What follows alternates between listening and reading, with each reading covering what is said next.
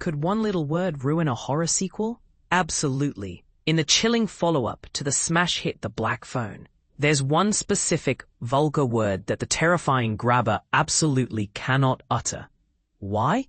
Because uttering it would instantly transform him into a Freddy Krueger knockoff, and nobody wants that. The Black Phone took the world by storm in 2022.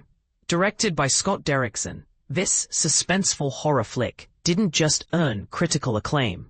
It also raked in a staggering $161.4 million globally against a modest $16 to $18 million budget. For Blumhouse, it was a monumental victory. So a sequel seemed like a logical next step from a purely financial standpoint. But here's where it gets controversial. Given how decisively the first movie concluded, many wondered where The Black Phone 2 could possibly go.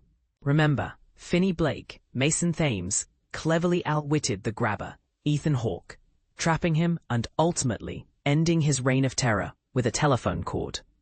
How do you resurrect a franchise after that? Derrickson and his screenwriting partner, C. Robert Cargill, decided to bring the grabber back, reimagining him as a Freddy Krueger-esque figure bent on revenge against Finney and his psychic sister, Gwen, Madeline McGraw. Big shoes to fill, considering the Nightmare on Elm Street franchise hasn't had a truly beloved installment in over 2 decades, since Freddy vs. Jason. And this is the part most people miss. The grabber can't simply be a Freddy Krueger clone. In an exclusive interview, Cargill revealed the specific expletive they consciously avoided to prevent direct comparisons. The minute Ethan has the word bitch come out of his mouth, we are done. We are cooked. We're just doing Robert Englund, so we definitely avoided stuff like that. The concern is valid. Freddy Krueger's signature use of that particular word before dispatching his victims is so iconic that any attempt to replicate it would feel like a cheap imitation. Robert Englund may not own the word itself, but in this context, where the film is already flirting with Freddy Krueger tropes, setting strict boundaries becomes crucial. They even grappled with the setting, recognizing that placing Black Phone 2 at a summer camp risked unintentional parallels to Friday the 13th. To avoid this, Cargill explained, "We just made sure we didn't take any gags that we knew from those movies, and we went in a different direction with them.